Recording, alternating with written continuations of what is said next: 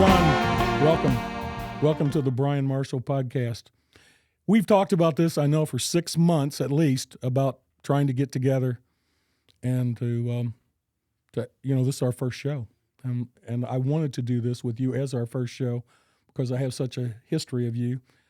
You know, I wrote a little note to myself to say, what's the show about? I said, here's what it's about. Killer music, badass cars, stuff we love, weirdo kind of art from the 60s, and other cool people.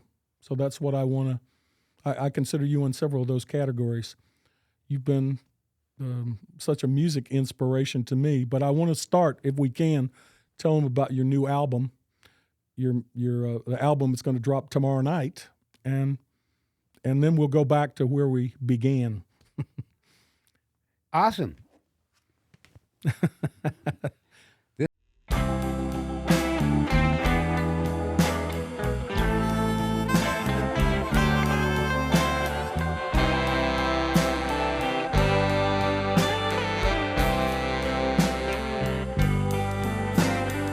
I believe it's a miracle that I found you, made you mine, and it's a miracle how love can grow so much.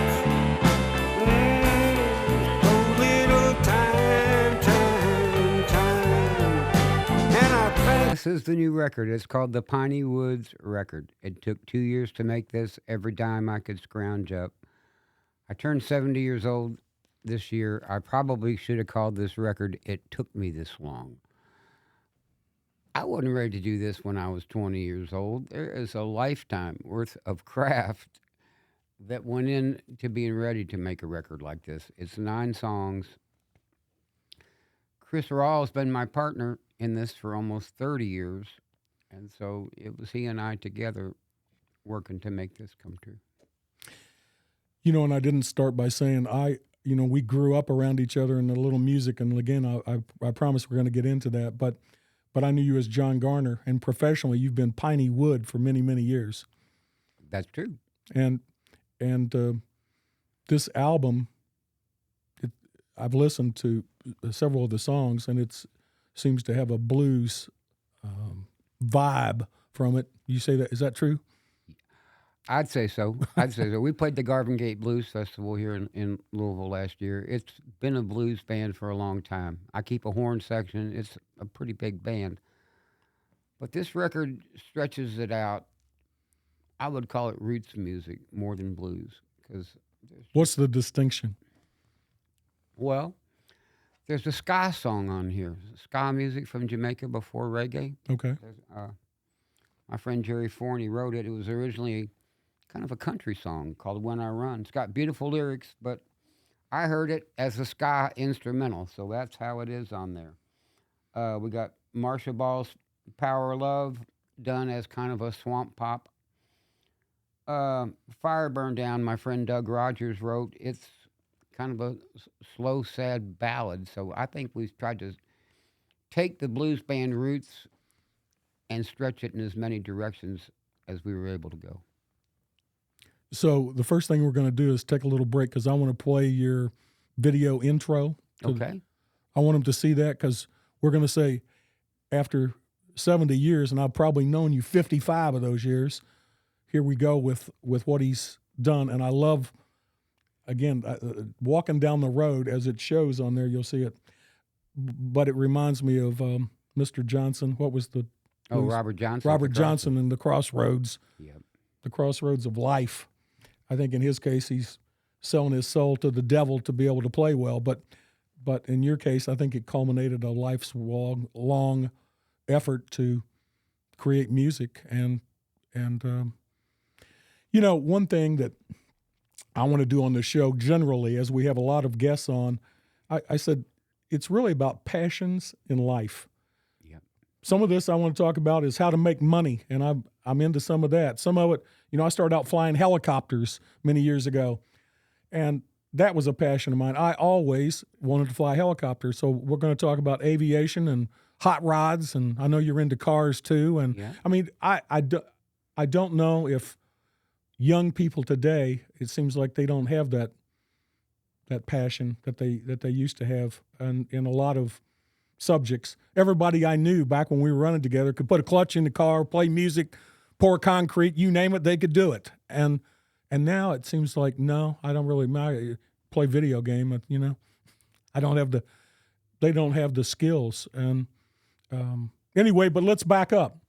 We're 14 years old. I come to, as I recall, and correct me where I'm wrong, Mrs. Stone's, what was she? The Speech teacher. Speech teacher. Thank you. And as I recall, I met you in that class in junior high school. Everybody in school knew John Garner. Ha! It's true. And I'm like, who is John Garner? What's that all about? Man, he plays music. He's great on the guitar. I mean, we're 14. You're 15. I'm 14. Because I'm 69 now, and you just said you're 70. So, It would have been before. How do you remember that? It would have been a little bit before that because we did the talent show in junior high together. So Well, that's what I'm talking about. Weren't we 14? I'd- No, maybe we I'd were have been 12. four- I don't know. I'd have been 14 and you'd have been 13. 13. Wow. I know for a fact that because I thought I was going to be a Beatle, I wanted that Vox Continental organ, and I used to ride the bus from southern Indiana. If people are watching us somewhere, we're in Louisville, Kentucky. We live in southern Indiana right now. But I rode the bus from southern Indiana across the bridge to go to Tiller's Music School right downtown. Down in the basement was all Vox equipment. It had a smell that was not like no other. You could smell Vox equipment. It had, and it looked just like the chairs we're sitting in, orange and black reversed keys. Remember? And I got that in 1969. It was the first. The reason I know it was the first year for when they went away from tube amps to. Oh yeah. And I thought that was a great thing because you couldn't tear it up. You know, you could haul it anywhere. But now everybody wants tube amp. I mean, we've come full circle. Everybody wants back to that. But Yeah, but that was probably the perfect keyboard amp at the time. It didn't need tubes. That was probably the perfect rig to get. I remember I went looking for the guy that had that organ. I mean, you just heard about it or what? I was going to find you. I sought you out. I heard about the guy that had that organ, and Jeff, and I came and found you. Okay. At my house, because we were trying desperately to play, but we were so terrible. But anyway, it was. I don't mean we, meaning you and me and a few other people I was playing with. You know, they were like hitting the drums, both hands at the same time. Here's the beat. Pump, foot and hand same time. Terrible. But we had thank God for my parents. I think they paid $1,300 for that organ and amp, and they paid $9,000 for their house at about the same time. Isn't that crazy? Isn't that crazy? But they did it, and it was life altering to me. Here's what I remember. And you jump onto this subject, if you will. They stuck me at 8 years old. You mentioned on the way over here, Ragazine School of Music, downtown Jeffersonville, Indiana. They knocked on our door one day. Would you like to sign your kid up for the accordion band or whatever? Take all these accordion lessons. Man, and they're like, oh yes, that'd be a great idea for little Bryan. Put little Bryan on the accordion. I hated the accordion, but it's all I ever played. I get to junior high school, and as I recall, you asked me, hey, man, you play any music? And I said, I play the accordion. You're like, dude, you're going to get your ass kicked. They'll kill you. It's funny that they're popular again now. As Zydeco Music really brought the squeeze box right back around. The guy that plays keyboards in my band, he'll be playing accordion on 3 out of these 9 songs tomorrow night. Well, and I'm currently in a band, and our bass player, it's a she, plays the accordion as well, and the mandolin, and the bass. She's killer on bass. But sometime I'll have you listen to us. The funny thing, I mean, I'm jumping back and forth, and I apologize for that. But right. I told you we were going to have a show the first time this current group that we put together about 8 weeks ago to play a show, Mhm. and it was mid-October. I don't remember what was the 19th, maybe 15th, 19th. I said, John, you ought to come to our show, and you said, oh, I can. I'm playing in Bloomington that night. I'm like, after all this time on the same night, I mean, you're playing in Bloomington, and we're playing a show in Floyd County, Indiana. It's just interesting. And after 55 years, there's still passion to play. And you said, I'm not done yet, Oh, right? no. Just getting started in many ways. It's really the only thing I'm any good at. So yeah, I've been doing this a long, long time. I started as a kid, and Well, talk about that. all right, it never stopped being important. I graduated from college. Well, start before that. I've had every kind of job there is, but none of them were really going to be that important to me. I always knew that music came first. Uh, it was that big of a passion to me all those years. So I just I knew for me that's what was important. I had lots of opportunities to do other things at a higher level, but they were always going to have to coexist with the music being that important to me. I spent 14 years in Austin, Texas, playing with lots of my heroes, playing 5, 6 nights a week, not for a lot of money, but that kind of experience I just couldn't really have gotten anywhere else. I played in Washington, D.C. bands area for about 5 years before that. And when I moved back from Austin, I moved back to Bloomington, Indiana, and I've kept a band going there for the past 30 years. I know that's your stomping ground, isn't it? Bloomington, I the love home of IU. If people are looking from somewhere else, they're like, what's in Bloomington, Indiana? Indiana University, the music school. I mean, it's an art area. the music school makes it special. You know what makes Bloomington special? If you got blue hair or nose rings or there's something messed up about you and All good to go? you're tired of having your ass beat in Seymour or I don't know, Bloomington will accept you. And for me, Bloomington will take you back.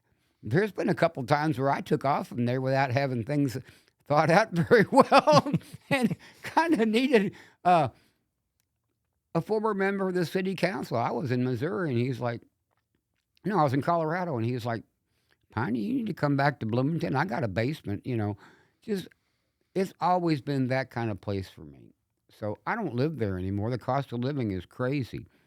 I wouldn't have a guitar collection. I'd have a 1-bedroom apartment. Right. I wouldn't have the things I have. So, but I do absolutely love Bloomington. That's where my band's based out of. Some of the guys are out of Indianapolis. I'm way down here. So Bloomington's kind of a good place in the middle for us to still meet up and do it. I want to get back to our childhood because I'm going to, Sure. I'm going to tell a little story on you. I had that organ, but I'm basically like I'm like, learn C, F, and G, and like, okay, well, now I can play Louie, and right, some of that stuff, and I'm like, okay, now we got to form a band. Now that we know how to play 3 chords, we can. But you could play a lot of songs with 3 chords, couldn't you? Back in the day, Yeah. it's just da da da da da da da da da. I never got over Hanky Panky. Oh well, I just played that the other Yeah, night. I mean, that's in our set. I never really got over Hanky. I never really wanted to do anything more than that. The sound of those guitars, just all of it. I never really got past My that. baby does the hanky panky. Yeah, but I never really got over that. and by Tommy James, who was from, as I recall, South Bend, Indiana. Is that true? Or nearby?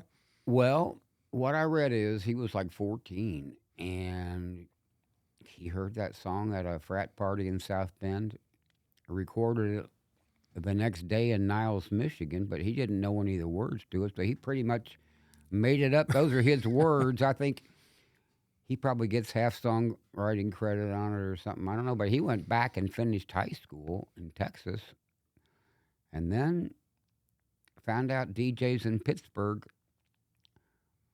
were playing Hanky Panky like in parking lots, like just going crazy. The whole city going crazy.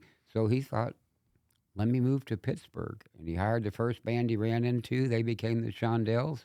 And he had hit after hit. After hit. I mean, I love Tommy James music. they wrecked that guy financially. I mean, all those music corporations that he was around just wrecked him. But His book talks about the mob yeah, uh, controlling him. having a hold of him until he got out from under that first contract. Right. As was true so many times in that whole recording industry at that time. It was, I mean, really, the artists, they say the record business is gone now. Well, it was gone in many ways back then. It was all control. I mean, you know, if the guy owned a publishing company, you write a song, he'd have 5 different people release the song because they wanted the rights to the publishing. Crazy. But anyway, I'm going to get off my timing with you if I'm not careful. And I got to play with Otis Blackwell. you're going to have to tell me who that is. Otis Blackwell wrote a half a dozen of Elvis's biggest hits. Elvis got co-writing credit. They never actually met each other, but they liked Otis Blackwell's writing.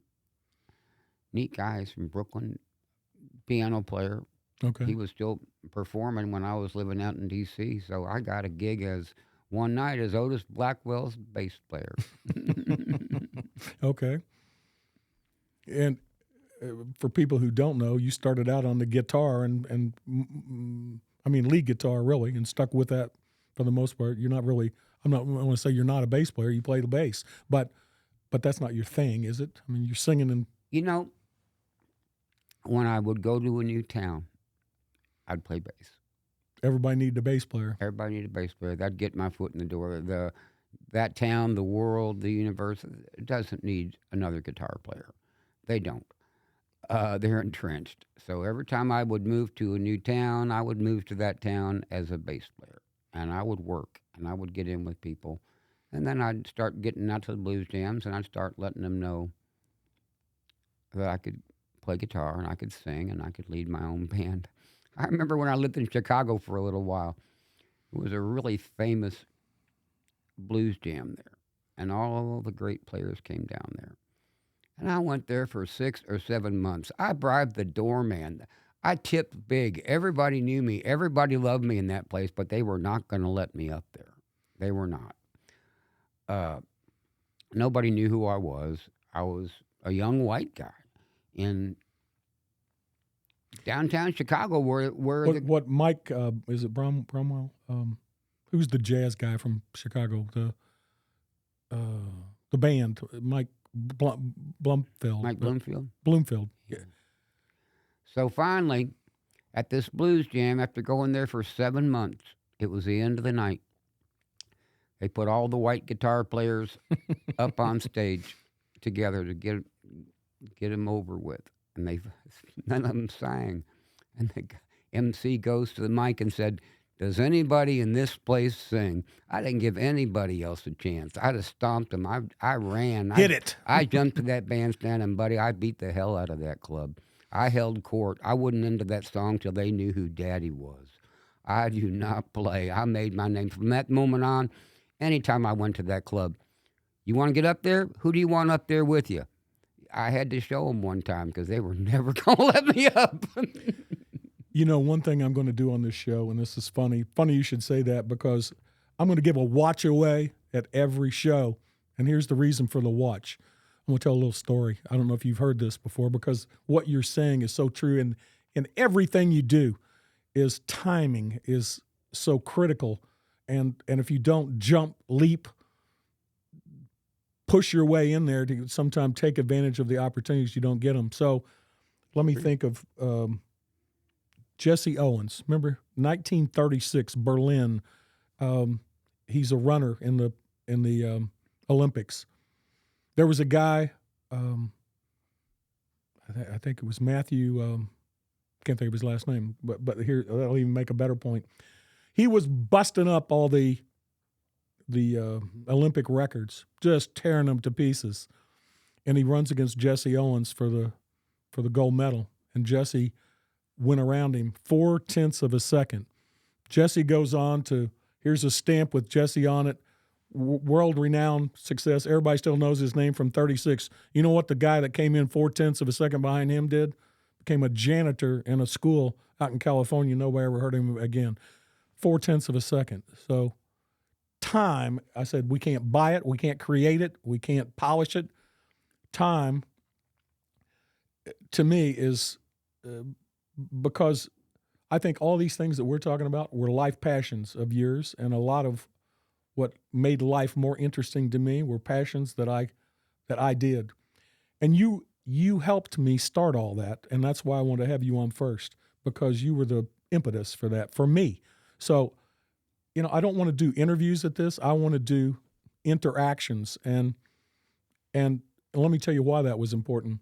So you got me in the basement of your parents' house, and you're like, look, man, here's how you play the bass line on Midnight Hour. And you're playing D and G, but you're doing it as an arpeggio. Am I right? Right. And you're like, Bryan, here's how you do that. Here's how you play it. Next song, here's how we're going to do this. You marched me through all those songs. Now you got to go home and make sure you can do that, because we're going to get up and do that. And then I think was our first gig as a band, junior high talent show. Probably so. It wasn't like there was a whole lot of gigs for like 12-year-olds, preteens. Yeah. Paperboy in the band. The hard part of Midnight Hour was you had to play that organ solo while you did that. Yes, sir. Still play that. It wasn't like that was so easy. No, but because you're moving both hands at a slightly different pace, right? Yeah. And there's people still trying to learn that, Bryan. well, you were making sure that I learned it or else, because you were a tough taskmaster, thankfully. But let me tell you what that did for me. Years later, I kept that Vox organ sitting in my bedroom, because I went on to do marketing projects and got venture capital money to launch a marketing firm. But I started out as such a shy child when I got to you. But all of a sudden, we're on stage. You got to do your part. Here's your part. Hit it. And you can't be shy anymore. Damn, just think if I made you sing. And I do that now. I couldn't sing a lick back then. I was scared to death to sing, but I do it now. I've never been a good singer. But anyway, you got me through that. And that organ, to me, exemplified getting over fear, trying to overcome fear. Yeah. Of something. And so many people, I think, they say, oh, I'd like to. I started taking airplane lessons because I had a tremendous fear of heights. But if you do it enough and you face the fear, like the world opens up for you. Were you ever afraid doing music? No. Maybe still afraid. No. But I can't drive across the 2nd Street Bridge anymore. I get some kind of weird vertigo. So pick your battles. or know what you're good at, right? Stay in your lane, so to speak. But let's go back to. So I remember putting that band together. It was Jerry Napier. You want to tell that story? How'd you find that guy? I think he was willing to buy a bass. He didn't own one, and he didn't know how to play it. He was willing to buy one. It beat the last guy. I think they had a Fender steel guitar, and we made him hold it up like a bass. And just play one note, just play the E real hard. But that guy went and bought a bass guitar and an amplifier, and he's in the band. I got an organ. I'm in the band, and I think Billy Watt. Yep. Playing the drums. Yep. Pretty good. He was pretty good. I don't know whatever. Is he still around? I don't know. Billy Watt's gone. Billy Watt turned me on to a lot. He was one of those guys, his dad was in the Navy, so things are just a little more wide open. Billy Watt knew things about girls. Billy Watt knew important things in life to teach me. Funny you should say that, because I can remember, cars were the next thing, right? Cars and music. And the fact that we played in the band, we got a little more notoriety than some kids. And so here's my quick story, if I may. I did not want to. I didn't know anything about sports. I did not want to go to watch the people play basketball, come to the gym and scream for the basketball team. Like, yeah, no thanks. So I was in the art department, the music department, and down in auto shop in high school. And not a girl wanted to talk to me because I didn't play sports. Oh. But I stuck with that. And finally, 3 girls moved in, 3 sisters from New York. I don't remember Susan that I dated, but yeah, she moved in from New York, and she goes, "What do you like to do?" And I said, I like music, cars, and art. She goes, oh, that's cool. So I just had to import them from another place. You're talking about Bloomington accept you. Those girls accept me, and they're really pretty girls. But I stayed doing what was natural to me, things that I liked, not because somebody else liked them. I know we were into Volkswagens together. Talk about that, your Volkswagen. That was something. Yep. My first car was a 57 Beetle. Blue. Yep. It had giant woodpeckers on each of the doors, and I hated it. And that was the beginning of my financial undoing. I just sanded them off, and of course, pretty soon the car started rusting where I sanded them off. So, it was going to need a cool paint job down the road, and then that was going to need a better motor, and that was going to need some interior work. I remember my dad offered to redo my headliner for me. Well, that was a big deal. They were hard. So we go to Kmart. I pick out wild psychedelic cloth, and I can see my dad rethinking his whole decision to help me, thinking, he's going to ruin this car, and he's going to make me help him. And it was hideous. You remember that? I had a big plaid, I do not remember psychedelic plaid headliner in my 57 Beetle, and my dad absolutely loathed it, hated doing it, but he was the kind of dad that didn't quit till we had that thing up there. It was just so. I can remember playing, and I don't know, I'm sure it was with you. We played the prom at Silver Creek High School. You remember that? I played the prom at Silver Creek High School. Don't know who I was with. I don't remember. I'm pretty burnt out, though, so I don't remember. I'm confident. I can't imagine doing that without you, so I don't know. I remember playing the pool. We played the Ewing Lane pool. We did? Yeah, that was the gig. Ewing Lane was a big deal. Oh, it was. Talk about some of the bands. The Five Kicks got that gig the year before, and I was jealous as heck. Yeah, we won it. I don't know how we got it, but we got the Ewing Lane pool gig, buddy. We held court there. I'm surprised we didn't get electrocuted, but we held court there. Talk about all the people that played at Ewing Lane, though, those dances. Oh, that was the big deal. I don't know how my mom worked this out, but Tim Tyler, who was the boss jock at Wacky, lived in Jeffersonville. And he gave back because he ran those Ewing Lane teen dances on Saturday night. So he brought in the best bands from Louisville and some of the best bands from around the country that had hits out at that time.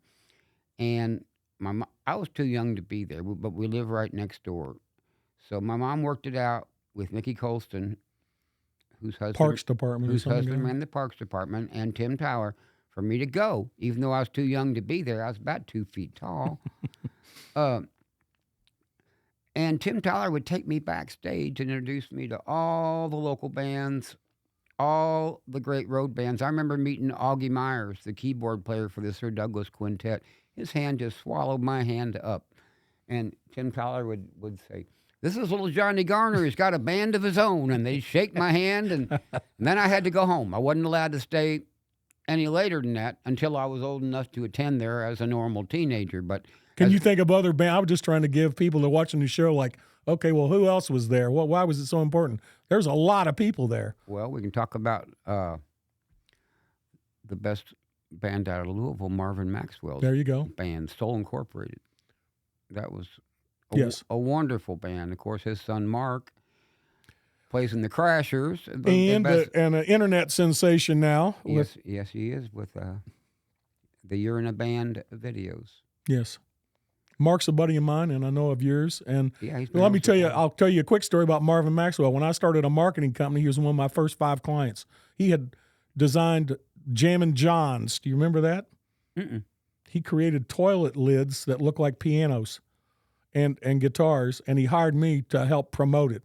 Well, I'll never forget it because I didn't have any clients, and he's like, "Yeah, man, I'll hire you." I mean, just a handout, really. But I was so proud to say Marvin was a client of mine to other people that I helped support Jammin' John's. But so I go way back with him. I'm going to get Mark on sometime too because they're going to. I got a question about Marvin's product. How'd that shit turn out? Come on, give it up. So, okay, I'll tell you another John Garner story. So you remember talking about girls, you mentioned that. we were like hanging out at Frisch's. Do you remember that? I mean, Frisch's and A&W root beer stand. Those were the two, right? In some kind of badass car. Yep. But they would not let us sit there unless we bought something. Do you recall? Yep. So let me tell you a John Garner line, if you don't remember it. Good evening, they said. Welcome to Frisch's. May we have your order? Over the like the drive-in speaker, and you said, yes, and a fine good evening to you. Yes, you may have my order. I'll have a small Coke. And for 4 of us sitting in the car, but we could hang out there all night. People are cruising 4th Street, back across the bridge, around through Frisch's, A&W. I mean, it was the American graffiti of our day. Oh, yeah. The thing of it is, leaving A&W, if you started off perpendicular to 62 and really gunned it, as you made that right turn, your car was going to make some noise. Yes. Even if it didn't have a positive traction, you could just lift brake torque it. Exactly. Even if it was a Rambler, burn the tires off. It was what a great time. I think my mom's exact words were, we had to have a transmission put in my Dodge Coronet right after you left for college. Yes. I said, well, here's another one. So I hope you got a good transmission guy. Anyway, it's great to reminisce with you, and I appreciate your time and coming down here. I know talk about your show tomorrow night. Tomorrow's a record release event for this record. In Bloomington. In Bloomington at the Blockhouse Bar. I doubt anybody's going to hear this podcast till after that event, but that's okay. It's okay. Yeah. But they can order it and tell them how. Oh, yeah. The website is www.pineymusic.com. PINEYMUSIC. Pineymusic.com. Yep. And they can download it there, or they order it there. I mean, you showing a vinyl album. Can you really get a vinyl record? You can get a vinyl record. That's really cool. They're $30. They'll ship it to you. We only made 100 though, so there's only so many left. Do you sign them? I could if anybody wants. Well, so that'd make it worth. So if people watch the show and think you're an interesting character, if they mention it, you'd sign the record before you.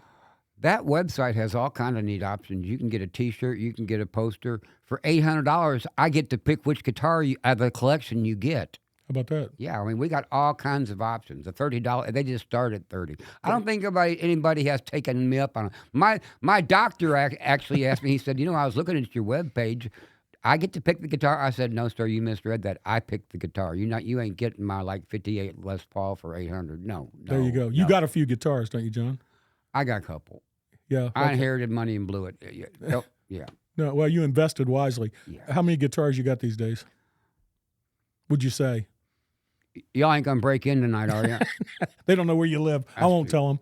I got about 30. 30, yeah. Down from 100. I had serious guitar acquisition addiction. Nothing wrong with that. Well, it's how I got through nights when I was alone. Just sit down and buy something I did not need. Well, I bought amps just to hear what they sound like, just because I was curious. I'm an idiot that way. And you got a Hammond B3. I do. And a Leslie cabinet. I got a couple Leslie cabinets. Yeah, well. I got a set of drums. I got a bunch. You got a band. Yeah, I got a bunch of gear. Well, I've enjoyed staying up with you these many, many years. We bumped into each other a number of times, talked, caught up. But anyway, John, you were very inspirational to me as a kid. Bryan. I hope this is, in a way, inspirational to people today. Why did you pick up a guitar in the first place? What's the tip to people? Why do it? Oh, gosh. Why did you pick up a guitar? Everybody wanted to. It was exciting. Yeah. Right about that time. Sears never sold more guitars. No guitars have ever been sold more since. Silvertones. Those couple years. They call them catalog guitars. Yeah. The same guitar would be in the Montgomery Ward catalog under Airline name. It would be in the Sears catalog under Silvertone name. It'd be in a different brand name under the Spiegel catalog. And those are the guitars I know. I couldn't have a nice guitar as a kid. Let me give you one story. My folks bought me a used guitar and amp for about, $50 starting out. I didn't want it. Man, I hated that semi-hollow body jazz-looking guitar. I wanted a solid body surf-style guitar, Uh, and I wanted an amp with reverb and tremolo. So, like I say, I'm about this big. I'm not allowed to get on that Bridge Transit bus and go to Louisville by myself, but I did. I picked up that little Silvertone amp my dad bought me, threw it on the bus, went to the worst part of Louisville, where the pawn shops were, where all the heroin addicts hung out. Made my own. Let me guess. S.E. Davis was the place. Made my own deal at S.E. Davis. How did I know that? Traded that amp plus some cash. How'd I get any cash? I don't know. But I traded that little amp and some cash for a bigger model Silvertone amp, two 12-inch speakers, reverb and tremolo, but it's older. It's in black Tolex and not the nice gray check like the one my dad got me. Well, here's the problem. That amp's big and it's heavy, and I'm tiny, and I can't not pick that amp up and get myself back on the bus to get home. I'm busted. I had to call my dad at work and say, "You're gonna hate this, but I snuck myself over to Louisville on the bus where I am not allowed to go, and I traded that amp you bought me, and I bought something else, and I need your help getting home." He came over, left work, came over there. I got a butt beaten right downtown Louisville in front of God and everybody. Not for lying, sneaking, and being in the dangerous part of Louisville, for making a bad deal, for taking That'll teach you, John. For taking the newer amp he'd bought me and buying something that looked older. He was incredulous. I thought, Dad, you just don't get this whole reverb thing, do you? The other thing I remember about you is, you always had a catalog, like speakers and Yes, Allied, Lafayette. I went to bed with those things. every time I was at your house, which was frequently, the first night I got a driver's license, I'd put a dune buggy together, and it ran out of gas in your driveway. Wow. You may not remember that, but I did. Couldn't get home. Had to go get gas. My dad was the same way. He retired in Florida. My mom said he'd fall asleep every night with that bargain mart across his chest. My dad always wanted a vet. And though he had a pretty incredible car collection, before he left Jeffersonville, he had us buying 65 and 6 Mustang convertibles for about $600-700 a piece when nobody wanted one, when you couldn't give one away. So he had. And for people that don't know, C.J. Garner was quite the architect in town. Well, he ended up with a really nice car collection. Cars he paid $500, $600, $700 for. He sat on. He built garages and sat on them, but got really good money. Here's my Mustang story. You're going to love this one. Here we go. All right. I had a 67 Mustang Fastback, the holy grail car now, right? Yeah. Okay. They wasn't then, buddy. 4-speed or automatic?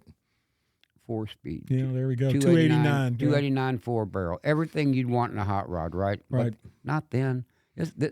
Think Radley Falcon wannabe. Think 1981, and I'm ahead of my time, buddy, because here's the thing.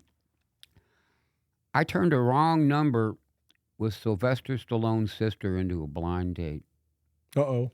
Wait a minute. In D.C. Hold it right there. No. What was that? I took a wrong number in Bethesda, Maryland, where I lived, and it turned out to be Sylvester Stallone's sister, Shonda. And I turned that wrong number into a blind date. But now here's where the story gets interesting. She hated that freaking car so much. I mean, think about it. This thing is old. This is 81. So this car is a 67. People didn't keep cars a long time back then. So, I mean, it probably had every squeak and rattle. Nobody saw Mustang Fastback. All they saw was like Radley Falcon wannabe. I think Shonda got out of my car, took off running before I even got her home. She hated that car so much. And now if I had it. Right. He'd buy it. Oh. Sylvester would own it. Oh, right? yeah. That's good. But that's funny how that car's everything now, but at the time, she hated that thing, buddy. We were all into Volkswagens, building dune buggies, year Volkswagen. Everybody I could think of, we were hot rodding Volkswagens. And why? I don't know why that got so big, but it was hot at the time. So we were hot. We were the trendsetters. It was true. We got a long way with. As I recall, nobody cared. I never once thought, well, what is so and so doing? I could care less. I remember Joey Burns had a black VW, and so I thought I got to meet this guy. He's one of the only people in town besides you and me that got Into an the old Volkswagen. Right. But I was hot rodding them up. I mean, splitting the cases. We'd mill the case down, which made the hole out of round. Re-drill the hole. Well, now you got a Strucker motor because the rods are sticking further out of the case. But they couldn't catch you. We drag racing these Volkswagens. And well, first thing you did was get some adapters and throw some Chevy wheels on the back. Absolutely. 5 on 4 3/4, buddy. Didn't matter if that back end rubbed on them a little bit. No. Wider tires. Break the fenders with the tires, you know? Absolutely. And some air shocks. Don't forget that. You got to put some Mr. Gasket air shocks on the back. But anyway, those were the days. Oh, yeah. I loved it. I did too. Well, when I was done. I think I bought a 64 Buick LeSabre after that and just drove a grandpa car for a couple years. It really wore me out having those. I never stopped. I wanted them. I mean, I wanted them all. And the more I got them, the better I liked it. And, you know, addicted with it was addictive. But anyway, John, I got a buddy of mine that showed up tonight, and he's going to help host this show from time to time. And the funny part is I started out 55 years ago playing in a band with you, and now I play in a band with this guy. So this is Ryan Renault. So this is part of his work release? Yeah. And we get out on good behavior. I think that's good of you to work with this people on this. I think opportunities for people that need a second chance, what's wrong with that? Right, you know. So it was either that or, but you did work with mental health patients from time to time, didn't you? Wasn't that one of your jobs? Well, I was a special ed teacher. They weren't exactly patients. They were students bust in against their will. Yeah, you didn't chain anybody down, right? Special education's different. You really can't be put out of school.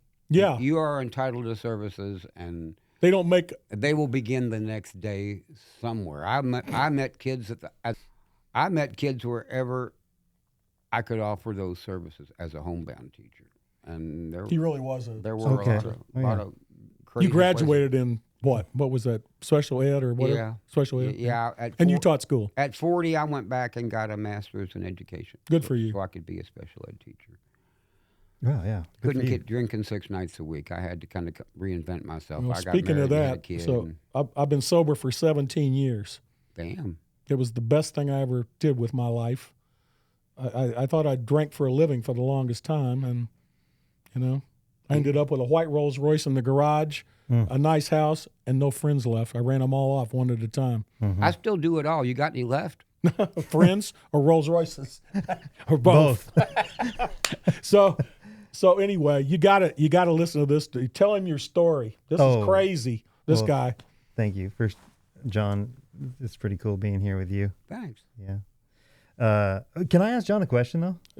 We're having a chit chat, man. So you produced a record, like we're talking like a vinyl record. And it's beautiful. Uh-huh. Is it out on like in a digital format, or did you? Yeah. It is. Okay. All right. Files, I don't know how this is done. Out, CDs are out, vinyl's out, so it's out 3 ways. Okay, but there's only 100 in vinyl? Yeah. Oof, makes me want one They're bad. expensive to make and took a long time to make. The CDs cost less than half. Yeah. So, I don't know. We'll see how much interest there is. If people want it, we'll make more. Yeah. Well, when it's limited edition like that, it just makes me want it even worse. This guy, I want you to hear tell him how you arrived in the Louisville area. Where have you been? So I was in a monastery in Rome. Wow. I was a Cistercian monk. So we were brothers with the Trappist monks down there at Gethsemane Abbey. And I was trying to figure out if I wanted to stay in that lifestyle or not. I'd kind of gotten in it and committed to it, and then got to priestly ordination, and it made me really rethink, hey, is this really what I want to be doing for the rest of my days? And so the Vatican was real kind, and they sent me over to Gethsemane Abbey down in Bardstown area. There's a Trappist monastery down there, and that's where Thomas Merton used to live, and a lot of the guys down there were friends of his or novices under him, and so I got to. But you also brought a violin with you, right? Oh yeah. Talk about that. So there was a lutaio, they say, a violin maker in Rome that knew about the monastery, and he wanted to have a couple of his instruments being played there in the basilica. So we were in the Basilica of the Holy Cross, it's called, and it's one of the 7 basilicas of Rome. And so he found out I knew how to play violin, so he donated a violin and a viola to the monks, and actually to me personally. And so I got to play on his violin for a lot of different events, played in all over Rome. I got to play in Piazza Navona during one of these World Youth Day things, and that's probably the biggest crowd I ever played for. I mean, it is massive, thousands of people. So for me, that's uncommon. For you guys, you're probably used to that. Oh, yeah, right. But I stumbled through there in college backpacking. Did you? Yeah, Oh, yeah. I really did. It's a good place. Yeah, good it was place fun. to be. And anyway, and now we're in a band together here in Louisville, the Marbles. So check out the Marbles. And somebody said, "What are we going to name ourselves? We're going to go play a show. We're going to have to, what are we going to?" And I think I might have said, "Well, I don't care what you call it. You could call it the Marbles, I guess." And people were like, so we had to have this big democratic vote where you put 2 names in the hat and draw the names out. We're not this, we're not this, we're not this. Last one comes out, and you had it, didn't you? Well, You read it. I did, yeah. Mark asked me to read it, and there was Mark's our the drummer, Marbles. and he said, "There it is. We're the Marbles." I mean, we had like 25 different names that we were trying to pick from. And all of them sounded better than the Marbles, but we're the Marbles now. So anyway, It's fun to make up band names. oh my God. It is So fun. you remember our It first is. band name? The Rubber Library. Rubber Library. That's perfect. So I have a picture. Check this out. I have a picture of us. They ran an ad in the local newspaper. Here we are sitting there. And you remember those ponchos we wore? Yep. We My wore- parents we wore brought matching them back from ponchos. Mexico. Yeah, they brought their ponchos back from Mexico. Oh, So yeah. we all had them on. The Rubber Library. And we, it was... the heck's that a reference to? Well, at that time, it's like the Strawberry Alarm Clock. Who was the guitar player that ended up with the, what was his name? He ended up with, you can't think the, I can't think of the, he ended up with Southern Rock. What's their name? Help me here. He was a guitar player with Leonard Skinner. Thank you. Oh. But anyway, so it was things like that. Strawberry Okay, Alarm yeah. Clock. Then we became the last edition, I believe. My friend See, I kind of like Link that. Davis was in a band with Doug Somm, Sir Douglas Quintet, second version of it. And they were going to open for Leonard Skinner that night in San Francisco. And so Link says to Doug, "Which one of them's Leonard?" And Doug turns to him and says, "I think they all are, bud." There you go. There you go. Yeah. I love Link's stories. He said, "Man, you see these matches?" I said, "Yeah." "But take a good look." And he said, "Grateful Dead." He said, "Yeah." He said, "I think it was 67. We were opening for them. Same, I think San Francisco too." He said, "I lit a joint, handed it to Jerry Garcia, asked him for a light.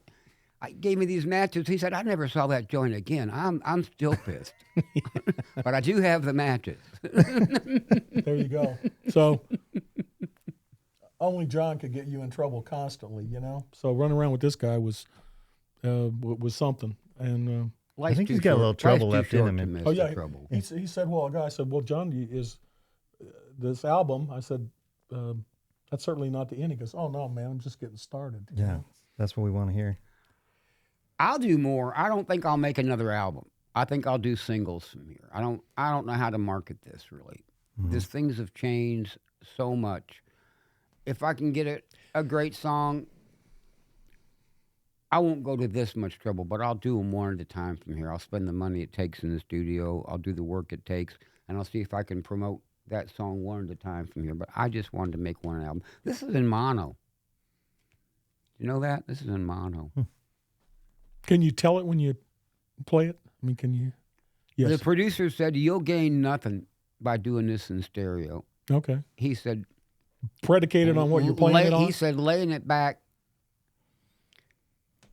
doesn't fit this material. He said, why don't we just hit him right between the eyes with it? Put it right in mono. But and I don't know. I had a really good producer, Kevin Loyal. Where was it Ran done? Mellencamp Studio. And when I brought him in, this project just took an exponential leap.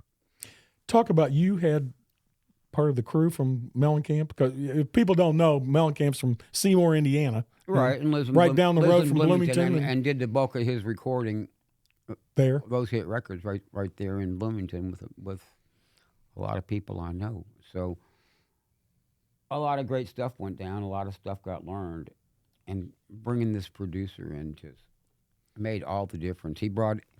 He's disabled enough now that he really can't do it full time in the studio anymore. So he brought his son in to basically be his tech guy, and it worked out great. They're both coming to the show tomorrow night, and it's going to be great having them.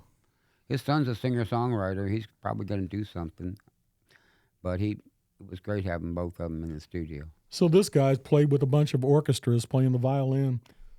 You want to talk about how we ended up running into each other? Oh, I walked by your warehouse, right? And that's about 3 years ago, I think. And I saw your cars. It's just stacked up on top of each other on those lifts, and it just surrounded with all kinds of eclectic stuff. And so I just couldn't help but just poke my head in there. And there you were working on something. I can't remember what it was. Hard to say. Tinkering. And so we got to talking, and I had just gotten out of the monastery. And so you were just giving some good life advice, mentoring kind of advice. And so I remembered everything you said. And then we didn't really cross paths for 3 years. And what was it? A few months ago. My door was open again. Yeah. Every time I'd open my garage door, which is right in the middle of town, 16,000 square foot garage, the old Wilcox Chevrolet. Oh, yeah. And I had it packed full of crazy stuff. It's hard to say what I was going to build next. Whatever came to mind. I'm chopping bicycles, motorcycles, cars, put a blower on it, Indy cars in there. It's crazy. But anyway, 3 years later. I was seeing cars, though. I couldn't believe I was seeing. Yeah. And then found out that was the real deal. And then so we started swapping stories again, and Bryan's thinking, how does this guy remember all those stories about my life? Well, because he had told me 3 years ago, and it really stuck. And one of the cool stories I liked was the businessman that mentored you early on. He called you up one day and he said, "You're going to buy this piece of property." John Carson from the Marriott. He brought me in every I'm interrupting you here, but he brought me in every Saturday morning to sit in his office. Remember, we're down there across the street from Mama Lou's Pie Kitchen. Yeah. Come upstairs, he said, come every Saturday morning and we'll teach you how to be the king of tourism. Because that was what I spent 22 years doing before I operated a marketing company. Anyway, so I knew he would know who that was.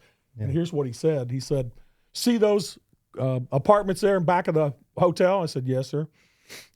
He said, they're going to turn into condos today. Louise Edelin, I don't know if you remember that name here in town, realtor. He said, she's turning those into condos. Go buy one. And I went, but. He goes, today. And I did. I kept it a year and sold for $20,000 more than I paid for it. Mm-hmm. I'm like, that's fueling my passion for cars. And from that point forward, I got the real estate bug. Go ahead.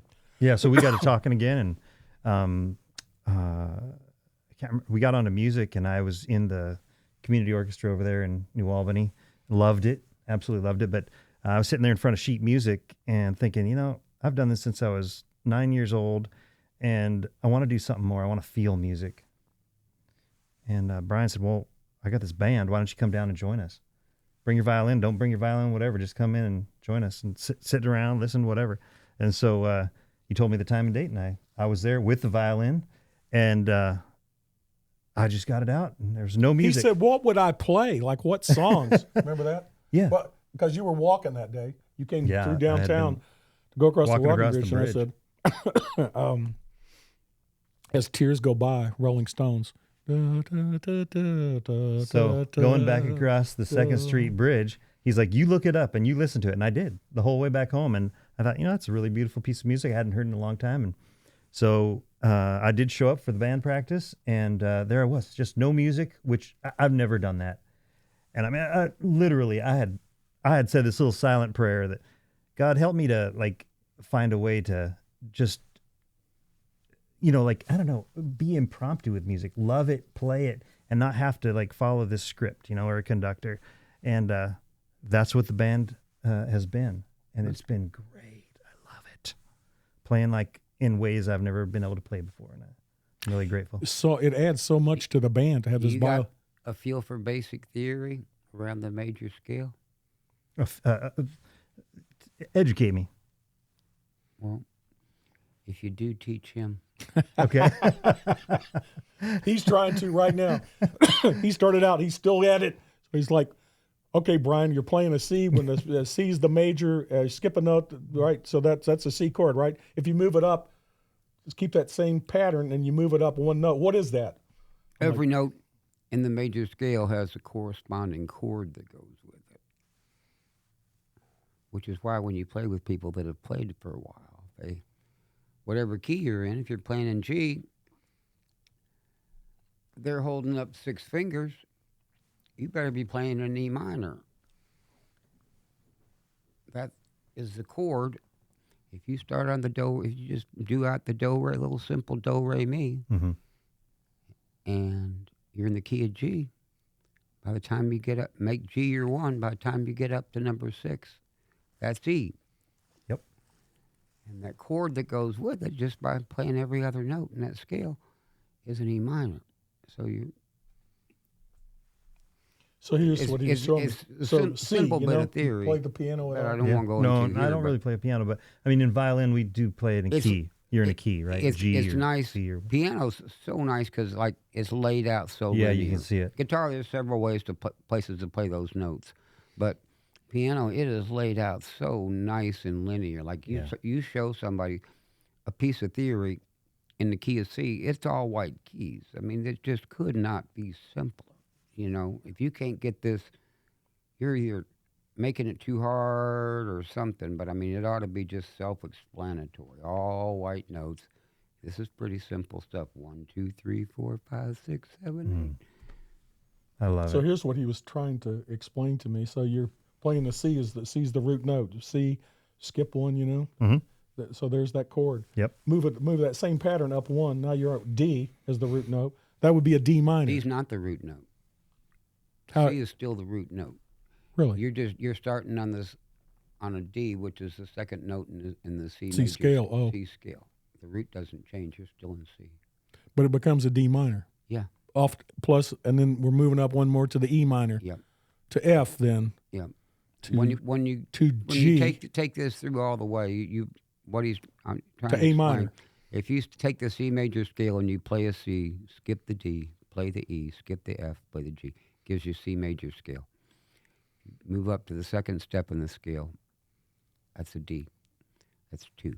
Play the D, skip the E, play the F, skip the G, play the A. You get a D minor. It just comes out that way by playing every other note. Take it on up. Here's what you figure out eventually.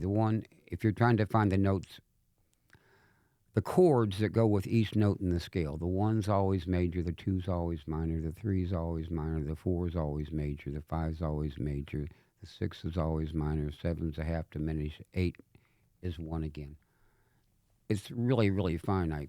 I've been trying to teach him for a week, but I'm going to have to go in surgically, I think, to install this. Well, I've never heard it explained that way. a bottle in front of me is better than a frontal lobotomy. That's what he was. I got to get myself home here. I know. We got to roll. It was great. It was I great. absolutely enjoyed meeting you. I think John. your show's going to be a hit. We'll see. Well, you got a nice sign. If the sign don't do it, we're in serious trouble. Pleasure, Right. my friend. Yeah. I enjoyed it. Thank you. All right. Better get myself to bed. I got I just can't get away.